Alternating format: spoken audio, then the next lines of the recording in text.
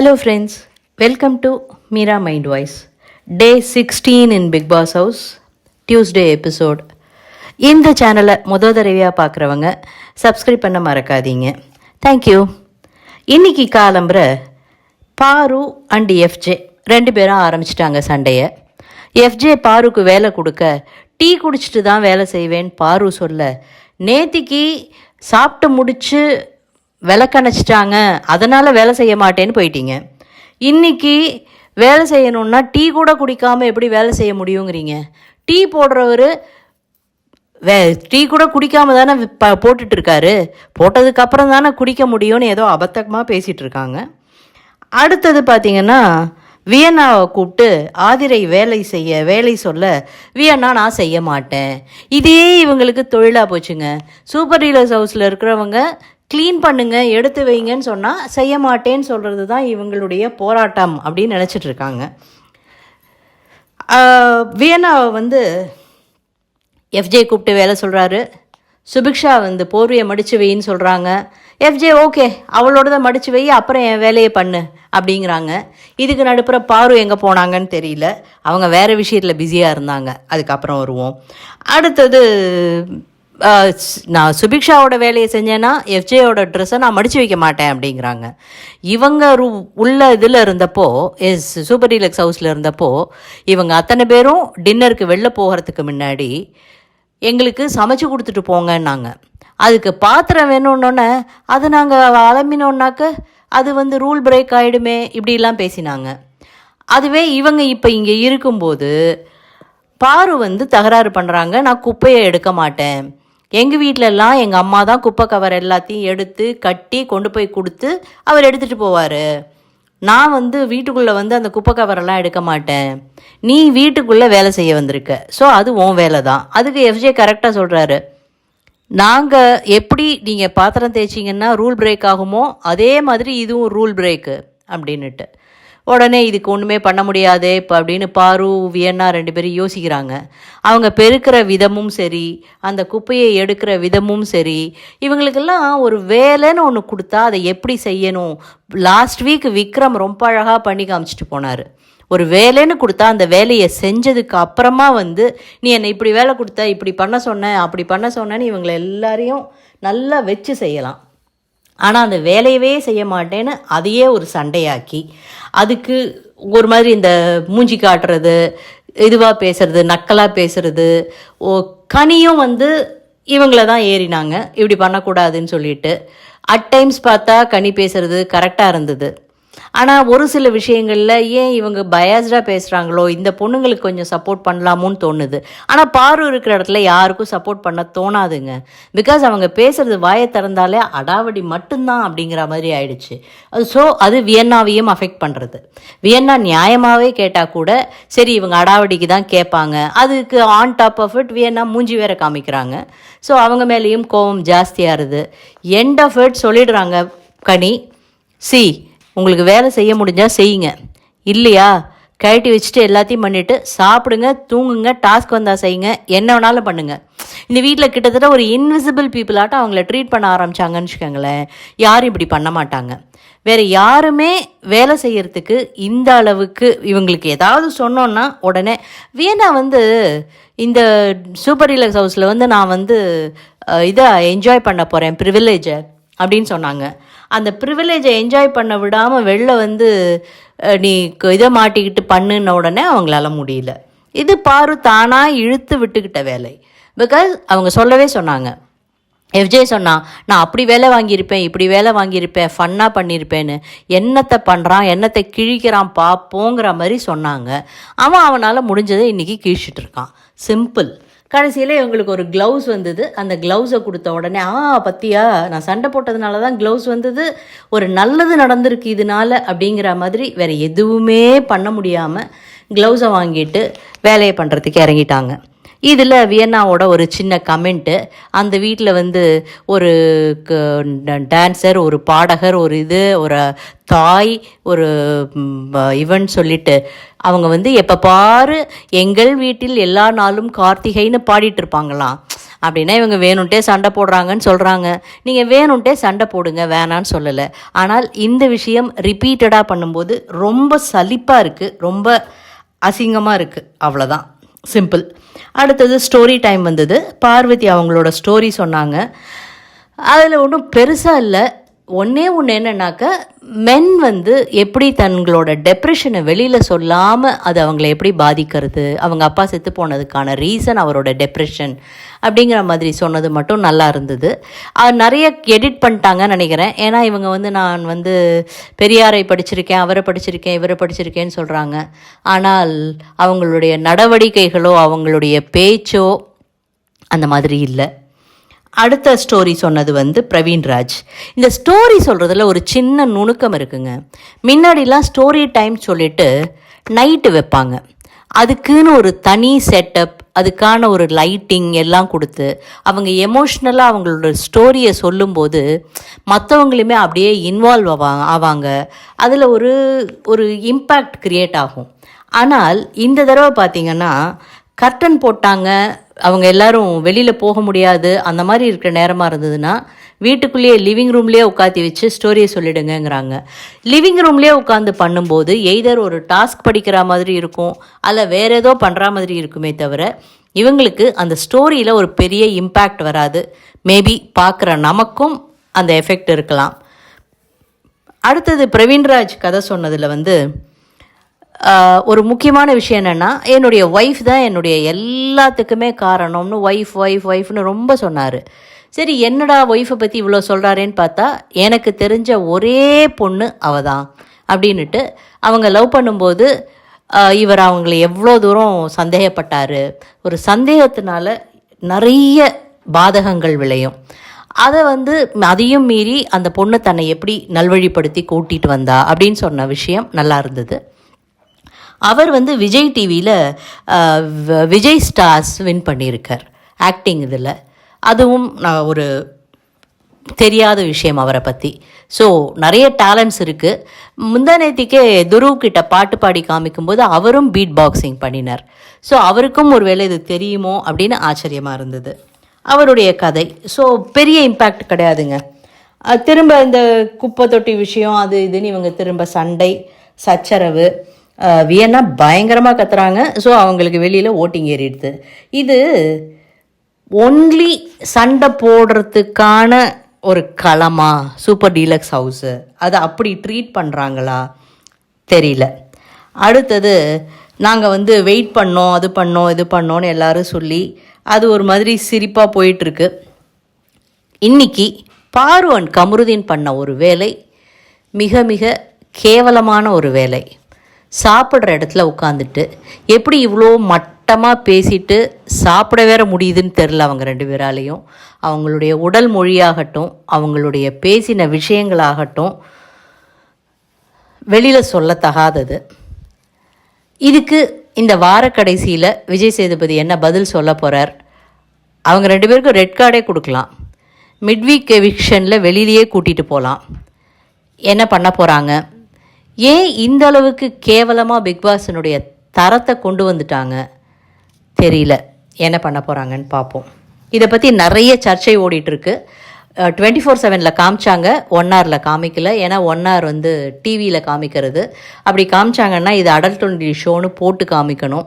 ஓடிடியில் அந்த பிரச்சனை கிடையாது, எது வேணாலும் காமிக்கலாம்.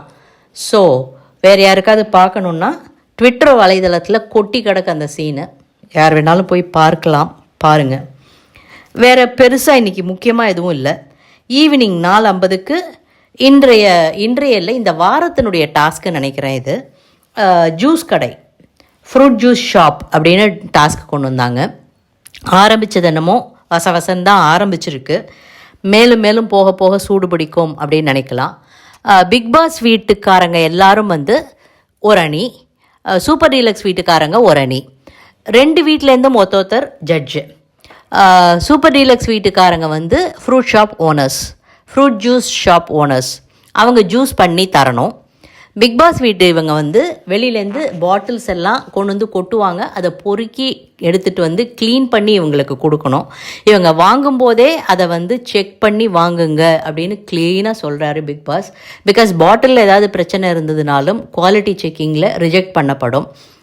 அடுத்தது டேஸ்ட்டு, கலர், அதுக்கப்புறம் ஸ்மெல்லு, ஹைஜீன், இது எல்லாத்தையும் பார்த்து தான் இவங்க டெஸ்ட் பண்ணுவாங்க, குவாலிட்டி செக் பண்ணுவாங்க அப்படின்ட்டாங்க. குவாலிட்டி செக்கிங்க்கு யாரையாவது செலக்ட் பண்ணுங்கன்னு உடனே எல்லாரும் ஆஸ் யூஷுவல் பார்வை சொன்னாங்க. 2-3 பேர் வியன்னாவை சொன்னாங்க. அதில் கனி சொன்ன உடனே வியன்னாவுக்கு ரொம்ப ஹிட் ஆயிடுச்சு. என்ன நீங்கள் இப்படி சொல்லிட்டீங்க, என்ன எல்லோரும் டார்கெட் பண்ணுறீங்க. அதாவது யாரால் பிக் பாஸ் சொன்ன க்ரைட்டீரியா என்னன்னாக்க, இவங்களால் ஓடி பாட்டிலில் சேகரிக்க முடியாது, மார்க்கெட்டிங்கில் பேசி கன்வின்ஸ் பண்ணி மார்க்கெட் பண்ண முடியாது, குறை மட்டும் நல்லா சொல்ல முடியும் எல்லாத்துலேயும் அப்படிங்கிற க்ரைட்டீரியாவில் வேணா வராங்க. அவங்களால ஓடி வேலை செய்ய முடியாது. ஏன்னா அவங்க இன்றைக்கி நாள் முழுக்க வேலை செய்ய முடியாது, வேலை கொடுத்த உடனே என்னால் செய்ய முடியாதுன்னு ஆரம்பிச்சிடுறாங்க. இவங்க இப்படியே பண்ணிகிட்ருக்காங்க அப்படிங்கிறதுக்காக சொன்னாங்க. விக்ரம் சொன்னது சூப்பராக இருந்தது பாருவுக்கு. அதாவது இவங்களால ஓடி பாட்டில் எடுக்க முடியாது, நிறைய பேசுவாங்க. ஆனால் நீங்கள் மார்க்கெட்டிங் பண்ணுறதுக்கு அடுத்தவங்களை கன்வின்ஸ் பண்ணுற மாதிரி பேசணும், அது உங்களால் முடியாது. நீங்கள் பேச ஆரம்பித்தாலே அடுத்தவங்க எதிர் அணி ஆகிடுவாங்க. ஸோ சண்டை மட்டுமே போட்டு குறைய சொல்லியே இந்த சீசனையே நடத்திட்டு போக பார்வால தான் முடியும். அப்படிப்பட்ட பேச்சு திறமை கொண்டவங்க. ஆனால் இந்த டாஸ்க்குக்கு அவங்க சரியில்லை. ஸோ குறைய நல்லா கண்டுபிடிச்சு சொல்கிறதுனால அவங்க குவாலிட்டி கண்ட்ரோலுக்கு, திவாகர்னால எதுவுமே பண்ண முடியாதுங்கிறதுனால அவர் குவாலிட்டி கண்ட்ரோலுக்கு அப்படின்னு இவங்க 2 பேரையும் போட்டுட்டாங்க. இதில் 2 வீட்டிலேருந்தும் ஒத்தொத்தர் அப்படிங்கும்போது பிபி ஹவுஸ் வீட்டிலேருந்து வந்த ஜட்ஜு ரிஜெக்ட் பண்ணால் அட்லீஸ்ட் சூப்பர் டீலக்ஸ் ஹவுஸில் இருக்கிற ஜட்ஜாவது நோ இது ஓகே அப்படிங்கிற மாதிரி சொல்கிற மாதிரி இருக்கணும். ஆனால் இவர் வந்து அவங்க சொல்கிறத அப்படியே பண்ணுறவர். இவங்க 2 பேரையும் போட்டால் எல்லா பாட்டில்ஸுமே ஆப்வியஸ்லி ரிஜெக்ட் ஆகும். இதுக்கு எத்தனை பாட்டில் QC பாஸ் பண்ணி வருதோ அத்தனை காயின்ஸ் கொடுக்கப்படும். அந்த காயின்ஸை அவங்களே வச்சுக்கலாம், அல்லது இந்த பாட்டில் பொறுக்கிட்டு வராங்க இல்லையா அவங்களுக்கு இவங்க ஷேர் பண்ணலாம். யார்கிட்ட நிறைய காயின் இருக்கோ அவங்க நாமினேஷன் ஃப்ரீ, அது இது இந்த மாதிரி நிறைய ஆஸ் யூஷுவல் பிக் பாஸ் எல்லா இதுவும் கொடுக்குறாரு. நாமினேஷனை பற்றி யாருங்க இந்த வீட்டில் யோசிக்கிறா? எல்லாரும் வெள்ளை பிஆர் வச்சுருக்காங்க. யாருக்கு ஓட்டு விழுது வெளியில், யாருக்கு விழாது, ஓட்டு போடுற நம்ம மக்கள் எல்லாரும் முட்டாள்களா? உண்மையில் மக்கள் இந்த தடவை ஓட்டே போடலையோ, ஒன்லி பிஆர் வேலை செய்கிற ஓட்டு மட்டும்தான் இவங்களுக்கு விழுறதோ அப்படிங்கிற பெரிய சந்தேகமே வருது. இந்த ஃப்ரூட் ஷாப் ஆரம்பித்து அதுக்கு ஒரு பேரெல்லாம் வச்சு, ஆனால் எஃப்ஜே ரொம்ப நல்லா பண்ணுறாரு. ஆக்சுவலாக இதில் பிக் பாஸ் சொன்னது எல்லாத்தையும் பண்ணுறாரு. கனி வந்து அவர்கிட்ட பேரம் பேசுகிறாங்க, நான் பாட்டில்ஸ் கொண்டு வந்து தரேன், அதுக்கு நீ எனக்கு என்ன தருவ அப்படின்னுட்டு. அவர் வந்து சரி பார்த்து பண்ணிக்கலாம் அப்படிங்கிறாரு. அதே மாதிரி வேறு யாரும் இந்த மாதிரி பாட்டில்ஸ் கொடுக்கும்போது நீ வந்து என்கிட்ட என்ன ஷேர் பண்ணுவேன்னு பெருசாக கேட்ட மாதிரி மேபி 1 ஹவரில் காமிக்கலையாக இருக்கும். சேம் திங் மார்க்கெட்டிங்காக நான் இந்த இதெல்லாம் பண்ணியிருக்கேன், இவ்வளோ ஹைஜீனாக பண்ணியிருக்கேன் அப்படின்னு QC பீப்புள்கிட்ட வந்து பேச வரும்போது அதை வந்து அவங்க இம்மீடியட்டாக நிராகரிச்சிடுறாங்க. ஐயே எங்களுக்கு நிறைய வேலை இருக்குது, போ போ போ போ போ போ போங்கிற மாதிரி. பாரு கேட்கணும்னு கொஞ்சம் ட்ரை பண்ணுறாங்க. இருங்க சார் நான் இல்லை பாரு, நிறைய நம்ம QC பண்ண வேண்டியதாக இருக்குது. ஒரு பாட்டிலில் என்ன டேஸ்ட் இருக்கோ ஸ்மெல் இருக்கோ அதுதான் எல்லா பாட்டில்லையும் இருக்க போகிறது. ஆனால் அவங்க எல்லா பாட்டிலையும் திறந்து இங்க் ஃபில்லரால் எடுத்து டெஸ்ட் பண்ணி பார்க்குறாங்க. எதுக்குன்னு தெரியல. நாளைக்கு சூடு பிடிக்கும் மேபி. இந்த மாதிரி பண்ணும்போது ஆல்மோஸ்ட் எல்லா பாட்டில்ஸுமே ரிஜெக்ட் பண்ணுறாங்க. ஸ்டிக்கர் ஒட்டினது கொஞ்சம் கோணலாக இருக்குங்கிறதுக்காகலாம் பாட்டிலை ரிஜெக்ட் பண்ணுறாங்க. அது ரொம்ப அநியாயம். சீனியில் இது இருந்திருக்கு, டஸ்ட் இருந்திருக்கு, அதை வடிகட்டி பண்ணியிருக்கலாம்.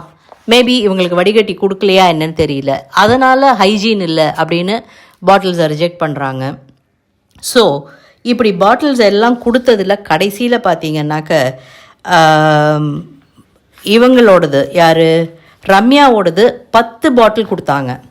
10ல் 2 தான் அப்ரூவ்டு.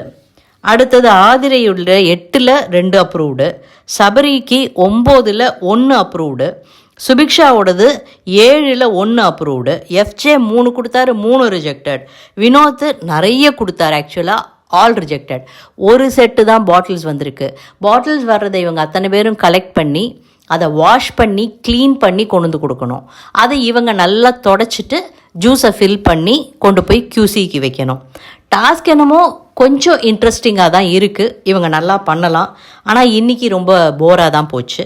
உடனே QC பண்ணின பாட்டில்ஸை வந்து அதுலேயும் கனியும் கெமியும் போய் இந்த பாட்டில் ரிஜெக்ட் பண்ணிட்டீங்கல்ல, அதை எடுத்து நாங்கள் திரும்ப வாஷ் பண்ணி யூஸ் பண்ணலாமே, ஜூஸ் ஃபில் பண்ணி கொடுக்கன்னு கேட்க, நோ நோ நோ நோ அதை தொடக்கூடாது அப்படின்ட்டாங்க. ஸோ இவங்க கொடுத்ததில் உள்ளே போய் கன்ஃபெஷன் ரூமில் கொடுத்து அங்கேருந்து நம்ம பிக் பாஸினுடைய CFO வராரு. யார் அவர் வந்து ஒரு ஜகன்னு இந்த இது வைப்பாங்கல்ல, வெளியில் போகிறதுக்கு கேஷ் பொட்டி வைப்பாங்கல்ல, அந்த பொட்டியில் காயின்ஸ் அவங்களுக்கு கொண்டு வராங்க. 2 பாட்டில் கொடுத்தா 2 காயின், 1 பாட்டில் கொடுத்தா 1 காயின், அந்த மாதிரி எவ்வளோ பாட்டில்ஸ் QC பாஸ் ஆகிறதோ அவ்வளோ காயின்ஸ் கொடுக்குறாங்க.